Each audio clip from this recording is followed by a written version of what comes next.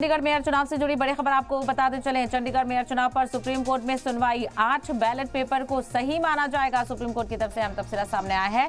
फिर से ballot paper की गिनती हो सकती है। निशान लगे बैलेट पेपर भी गिने जाएंगे। सभी 8 बैलेट पेपर जजों के सामने पेश किए गए तो अनिल मसीह सुप्रीम कोर्ट पहुंचे हैं। तो वहीं सुप्रीम कोर्ट ने अनिल मसीह से कहा है कि आप पर केस दर्ज होना चाहिए। सीजेआई ने अनिल मसीह से सवाल किया, खराब बैलेट पेपर कहाँ हैं?